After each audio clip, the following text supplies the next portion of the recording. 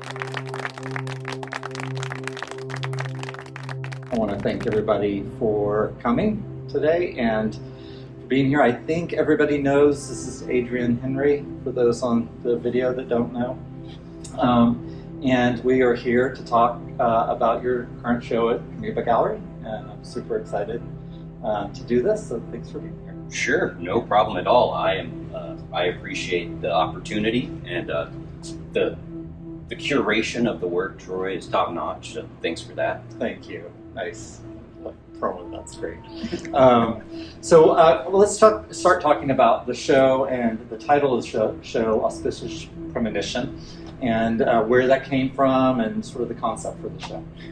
Okay, so I think I was thinking about this the other day, and initially I think that this was a seed that was planted when I got totally obsessed with the idea of these YouTube videos or these things that were becoming viral of unboxing everything. You know, it's like, and what is that about? It's about the anticipation. It's not about what's in that box. It's about the anticipation of unveiling what's in that box, or the promise of what could be in that box. Yeah. And so for me, this whole body of work is really trying to like touch and harness that feeling that you get when you're thinking, oh, it's a very good chance that my boss is going to give me a shout out on this team call, or at the very top of the roller coaster right before you see the pitch when you're going down, or you know that you made good grades and your pops is going to give you $10 for every A, and you're waiting for that report card to show up in the mail or whatever. You know? So it's a possibility. Yeah, it's about that potential childlike giddiness that you get, that feeling that you have the night before you know that you're going to Six Flags the next day and can ride the Texas Raptor or whatever. Right. Yeah. Wow. So that's kind of like truly, I think, the intent of this body of work. Uh-huh. You know? And having that positive spin on it, I think is a good thing for us all now. Yeah. I noticed that the more stressed out or you know, almost in that like weird depressive state, I tend, like, my art seems to almost get more positive. Yeah. To create a shield. Yeah. For me. For sort of good mental space too. Yeah, Like, exactly. kind of like great mental space to be in. While we're here in the front of the show, I want to talk about this piece. I don't think it gets enough recognition yet. That's what this is about. We're going to give it more recognition. I love this piece. And so let's talk about it. What's this about? So this one is kind of more tuned into that idea, that meditative state of, you know, the power of perspective. And I think it was in the late 90s, I was digging around in a thrift store before vinyl records really had a worth or a value at all. And I saw this cover art. I'm a huge, I'll judge things by their cover all day long. So I saw this record, and this is actually a repurposed image from this record that is like, you know, self-hypnosis, how you can harness that and, you know, make that, you know, something for you. So I thought it worked really well, and I have been carrying that record around for such a long time. It's sealed. I've never opened it, but I really wanted to play with that. Yeah, I wanted to play with that. It's about the promise of it. It's not really about like, okay, it's just that giddy feeling that I get where like, ooh, I could do this. It could be I could self-hypnotize myself. Like it will work Yeah. if I want to. So it's like that idea about promise. Did you actually open it and listen to it?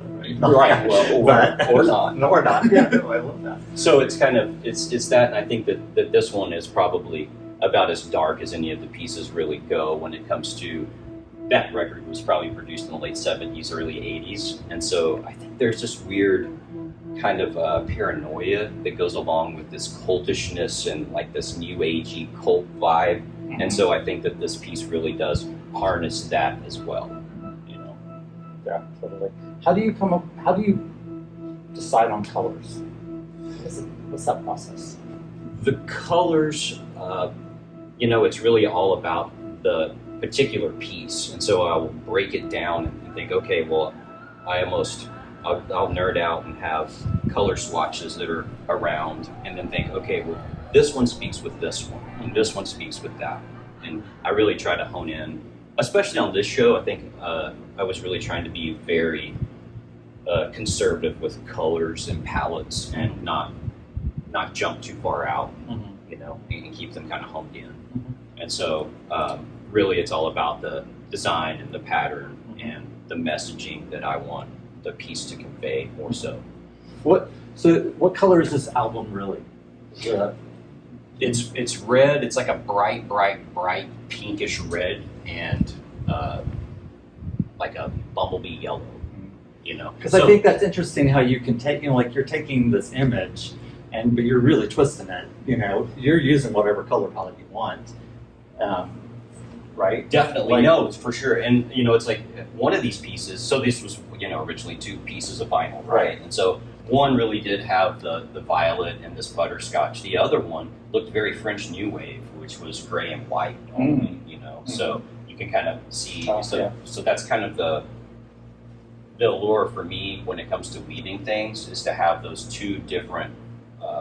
Palettes. Yeah, and Yeah. and then how they work together, and then like what that result ultimately is.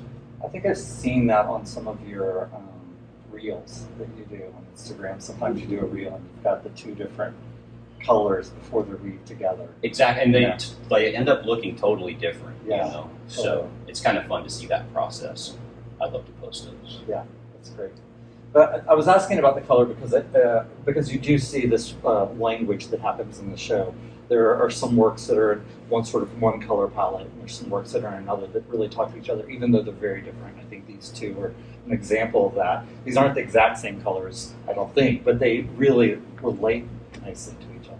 Yeah, and they kind of, you know, I wanted these 2 pieces. I'm glad that you know, curated those 2 together, because I really did want them to talk to each other, because I think there is definitely a dialogue that goes into, then it's like the power of perspective and meditation aspect of that feeling.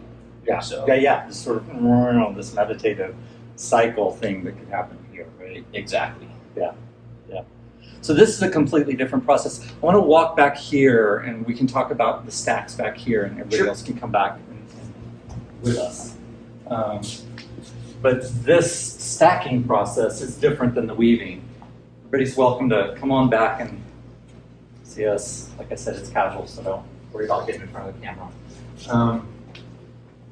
Talk about this and where this came from, this process. So it's really a take on, again, it's like, you know, what else can I do with this very versatile material, which is a recyclable vinyl, right?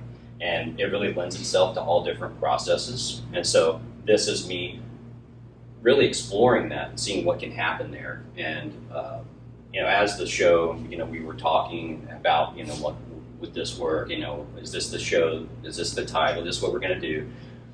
I thought, you know what, these really do fit in there, because they do have this really powerful perspective aspect to them. That is, you know, if you're looking at them straight on, this could, are you radiating, or are you, you know, drawing things in? Uh-huh. So it's kind of like that idea is like, are you pushing, are you pulling, and what are you pushing? Yeah, is it going to be like that positive aspect, you know? And of course, for me, I guess I should say, growing up, I was the baby, and my parents were born, so they were a lot older. They were born in the 30s. My dad was born in 32 from, you know, in Mississippi, in the backwoods, in the thicket. And that was a really tough time. Mhm. So for him, reward was always, came down to money and finances and things. Wow. And so, I mean, I was potty trained by getting dimes. You know, like I was learned to how to appreciate money. Uh-huh. You know, and that really bounces well with this piece, Right. which is like the idea of money and dollars and accolades, and you know, like knowing that report card, because you busted your butt and did great in calculus, that you're going to get that $20 for that A. And you're waiting for that, because it's not necessarily all about the money; it's about that positive reaction that you want to achieve. Right. So, and so I think that these really work well with that, you know, like with that power of perspective and that anticipation. Yeah, because these are kind of related to, like, this is gold, and this is copper, and this is silver, right? Right, There's, right. I mean, it's kind of hard to tell with also this undercolor that's going on, but if you look at it, there's the gold and the silver and the copper. idea of value. Exactly. You know, these minerals that are riches. And you know, in a way that's like gluttonous, and people can just think, oh, that's got a negative connotation to it or whatever. And I'm like, well, it is what it is. Yeah. You know, so ultimately, that's okay with me. Yeah, but some people, like, it's a value thing. It's an anticipation for getting that gold, or getting, you know, getting the silver, or getting the copper. So it could be looked at as like the, you know, the medal, the gold medal you get for, you know, or achieving something. I'm going to start here. These are easier levels to go up, you know, because there's more of them. Right. And then, okay, I'm going to get that one, Yeah. the 2 gold. The other thing I think about these pieces is that they're pyramidal. So I think about the pyramids, the ancient pyramids, and how those were used as sort of this belief system or this anticipation of an afterlife, or, you know, there's all those belief systems that go into pyramids that are ingrained in us, right? So I feel like it works in the show in that way too. Yeah, no, that's a great point, and that's kind of also that takes into the idea of like with church windows and the idea of salvation and what that means and how you can get Let's there. talk about this. We're going to sneak behind you guys. Good segue. So that's these guys. These Yes, guys. this is kind of like a, you know, not necessarily religious take on spirituality or anything like that, but I did, you know, New Wave church windows for me was really about like the amplification of that promise or that feeling of that promise, Mhm. you know, and like, what is a salvation or what is that, you know? So That feeling of looking at the church windows too, and just with a bright light coming through them, and it's exactly, especially, you know, like that childlike wonderment of that feeling that you get. So, and there's like the celebration of that true artistry too. So, I want to talk about method a little bit on this one. This one has more texture on it than I think I've ever seen, as far as the texture of the print or what is that? What am I seeing? It's So- super weird. so It's cool. In a cool way. Sorry. Super weird. no, it's, David, I don't know if you can see that. it's kind of like it's playing with the different finishes. So there's a high gloss black that was used to create that pattern on a matte black, and so I think that really helps lend in to that relief that you see. Uh-huh. And really so a lot of times you're looking through that industrial grade vinyl at the pattern, Uh-huh. but on most, if not all of this work, all of this is on top of that vinyl. So you kind of, you know, get that relief and that quality more so. And then in this work. you didn't sand this one, No. which also allows that relief to stay on top. Yes, Right. exactly. I mean, if I did, it would have this. It would probably, you know, it's almost. Uh-huh. It would have that little That that trace aspect to it, but Okay. I really like that. I really like seeing that textural pattern that's on there as well. And then we've got the cards. So we go from that radial to this radial. You've got all your cards. Where do they come from? Well, it's kind of, you know, it's like that real simple, almost just contrived aspect of like, oh, it's all in the cards, right? So it's like this is, you know, like I don't know, if I buy that lottery ticket and it's number 008. Well, that's lucky for me, and I'm having that feeling that I'm looking for.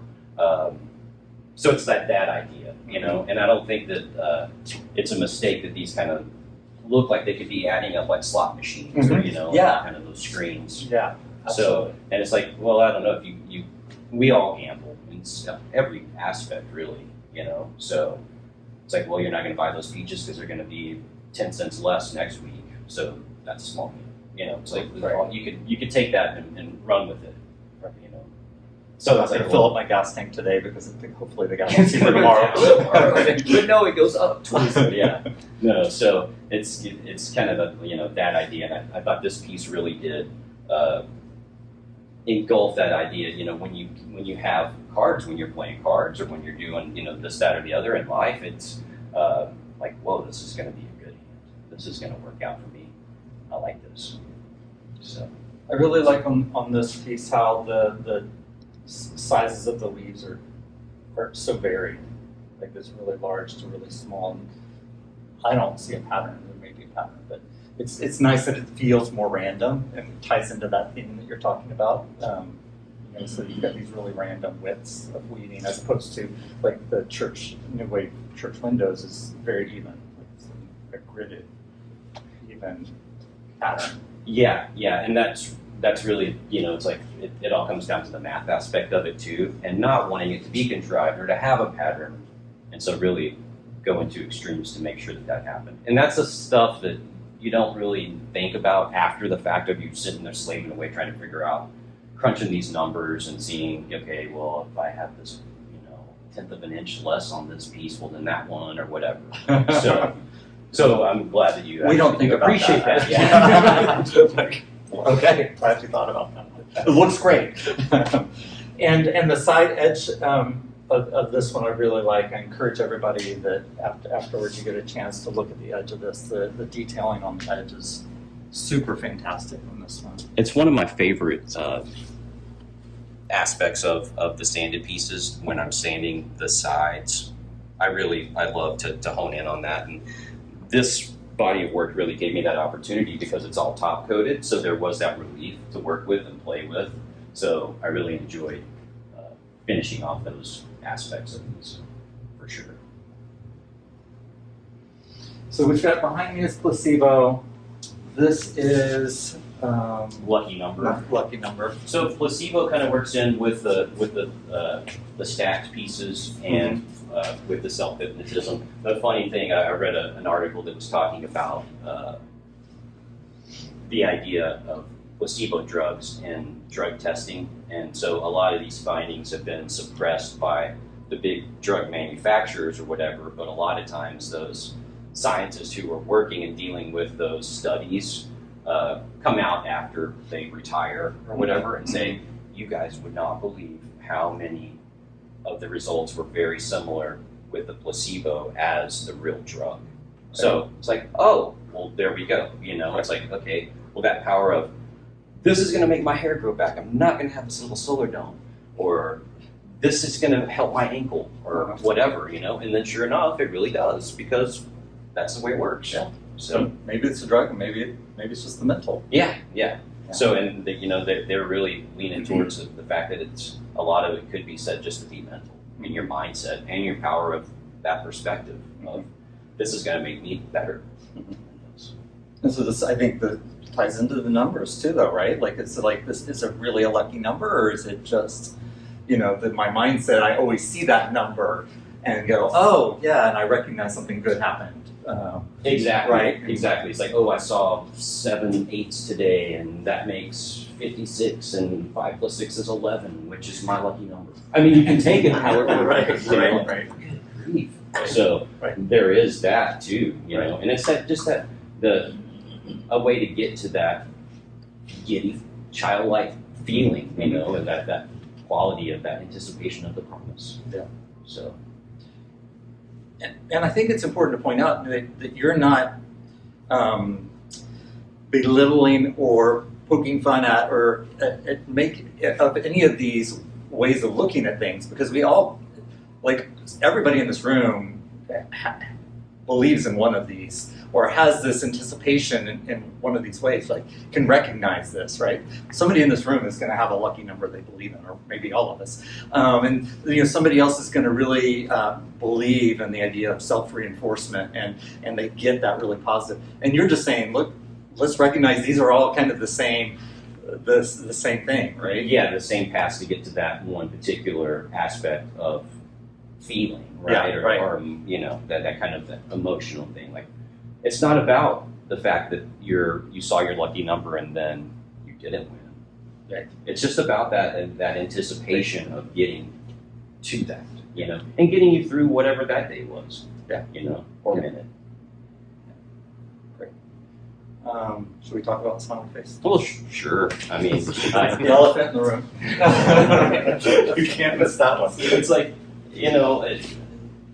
initially I was like, well, I don't know if I want to do this piece because of, the contrived idea of the happy face and whatnot. But then, having a 4-year-old also probably helped open that gate a little bit for me, because she's like all about it, like anything that's just happy, and so you look at this one and it's like, oh yeah, this is that being in that roller coaster right before it takes that dip, or you're falling asleep thinking about the fact that you're going to spend all day tomorrow at Six Flags. You know. So, and it's just, it's like on the up and up, just, and that's really very face value aspect of it. But for me, that's okay. And then you've got the subconscious arrows that are all of this going up. Just this kind of under theme, right? This is probably the ultimate shield for depression. Right. Yeah. Right. I love this. Okay, so I'm going to open it up for questions. I think this is a good point to let people pop in, ask questions. Any particular piece you wanted to talk about, whatever. Numbers. Are there a group of numbers that make you happy? Like you see these numbers together and you're like, yeah. Like exact that one, but yeah, the 12 and yeah. You know what I have. I mean, it's probably just like any of us. It's like, well, 12 is a lucky number for me because I was born November 12th. I also like 11 because it's 11/12, and well, that's cool, and all those add up to this certain aspect. But the way that I got these numbers specifically was I woke up one morning and said, you know what? Any numbers that I see today, I'm going to collect. So I just collected these numbers, like wherever I saw them. Some of them are off of a phone bill. Some of them are from a font book that was laid open that I forgot about when I was cleaning up the studio. And they're from bills. They're from anything like that. So I just thought, well, you know what? I'll let the universe dictate what numbers get on there. And sure enough, by the end of it, there were a lot. So I was like, okay, cool. I bet you there are our lucky numbers collectively are embedded in here somewhere. Mm-hmm. So when you finish this piece, did you see a group in there that just made you happy in that one spot? It was like a happy accident kind of thing. Like they got together and you're like, wow, I just really like this way these numbers fit together. That actually happened when I had printed these two different sheets. I noticed that there was a 4 that was kind of surrounded by a different aspect, like 8s, and there was 12. So it was like real nice, arithmetic thing going on for me. And it's both of these had that same print on them, and so when they were woven and put together, they popped out, and there's like little certain elements to it that really do. Like I was like, okay, I can get behind this. Other questions? I want to know more about that piece because that's basically so different. Yeah. Sure. They see this, David? You tell me what's a good angle you need to see it. This one is very, I think, being influenced by many strong cinematographers and kind of, that Lynchian idea of these clues that are set about. And so this one really, it has the show title. It is the title of that, and it's the idea of, we have the discard, we have these 3. They're all face cards, which for me are like upper echelon, and the idea with the money that's kind of coming in, or is it going out, or what's happening here. Is this supposed to symbolize fertility, or is it just the fact that Echo came and put this in there when I was taking the photo the next day? It's kind of where that goes, Right. And this is a solar light, which I kind of think really rings to the idea of ingenuity and creation for us too, and sustainability in general. So, and this 7 on the domino seems to be, I think 7 would be considered a lucky number, a common lucky number or whatnot. So I kind of put these all out, and then late one night took this photo and thought, oh, this is really what I'm trying to achieve, within this show. Mm-hmm. So, and it's and really, how much digital work did you do once you took it? I didn't do much. I really just flipped it. Yeah, on you its just side. mirrored it, and That was that. yeah, that's kind of what I thought. It was really interesting whenever we were in the studios finalizing what works were going to go in the show and everything, and he had this, and he goes, I've got this. I don't know if you feel like it should go in the show or not, and super different. It's not, my vinyl work, blah, blah, blah. I just really liked it, and I really feel like even though it's materially different, that thematically it works so well. I really like it. I like it printed on the aluminum. There's just all sorts of aspects to it that I really feel like it belongs. I'm glad it made it. Yeah, it's super cool to see that you work in different different mediums as well. You know, we all know this work, but you know, you do all sorts of work. You know, I've seen your work that's printed on and painted onto concrete. You know, things like that don't make it into the show either. You know, but You have to try those things, you know, experiment. That's what keeps me going in general. yeah, you know? just the experimentation. Yeah, Yeah. being in the studio, being able to, you know, have that open up to, okay, yeah, let's try. What would happen if you silk screen cement? I'm not sure. Let's find That out. works out great. More questions? Anybody? I'm curious, Adrian, how the palette that you chose for the show, which is a little more subdued than like a lot of your work, relates to the concept of the show about, you know, anticipation and auspicious premonition. Like, how do those two relate to you? For me, I think it's the idea of like being able to hone in and not take the kitchen sink. Don't take the worries with the promise. Just focus on the promise, right? So then it's like, okay, well, let's focus on this color scheme. Let's focus on what this can do. So I really tried to work that into the show and be tame, like really like harness that idea, you know. So hopefully that answered the question. Yeah, I have one more question. Can you tell us about how you developed the relationship with the vinyl that you use? In the late 90s, totally dating myself, but when I was in high school, I got a silkscreen machine and we were just playing around with it, trying to figure out like how do you use it. I didn't know. One of my friend's brothers worked at a place that did silkscreen, but he didn't do it personally and blah, blah, blah. So I was just really trying to figure out what you could print on. How do you, like, does this ink have to be heated up to 220 degrees before it sets and all this stuff. And I was in my parents' garage and I don't know, for whatever reason, they had like an upholstery vinyl that was the same type stuff. And I just grabbed it and printed something on it and left it there for a good year or two. And then noticed that it was still hanging there and it was totally fine. So I took that down and painted the back of it, stretched it onto a frame, and then made skateboard displays that were like for my skateboard company at the time. And kind of from there, I've just always had it in my back pocket. It's one of those things that's like, it's so versatile. You can use it for so many different things. You can make display aspect. You can use it in commercial art. You can use it in fine art, you know, like I feel like you can. So, Yeah. so it kind of goes, you know, in that's where it really came. And I think that's the versatility you were talking about. This is a perfect example of this, you know, because this is the same material. You're just presenting it in a different way, you know. Instead of Exactly. weaving it or stacking it, or it's free formed here, twisted and hung as streamers, you know. Totally, and you know, initially I was using vinyl. I think I've only really, like that's been my main material or focus. And initially I was using it as just one sheet, and I would coat. I was like glass painting, like reverse glass painting. You're and looking then- through it. Yeah. At an image that you've printed or painted on that. Yeah, and so then just heating it up and stretching it onto a frame. And that was that. And it had this very West Coast surfboard, like slick skateboard aspect to it, which was really cool, you know. And then I went and spent a bunch of time in West Texas, which I was born or grew up in that area and kind of had forgot about the allure of abandoned signage in the desert. And then I got to go, you know, came right back home after we recorded whatever and started cutting it up and weaving it together to see if I could figure out how to make that, like bring that feeling into the work.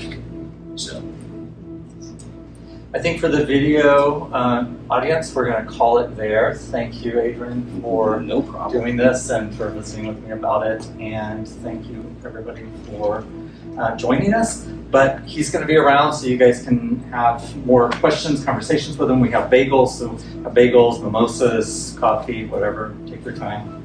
Enjoy it. Thanks for coming. Thank you. Thanks. All right. Thanks a lot, Troy. Yeah, you're welcome.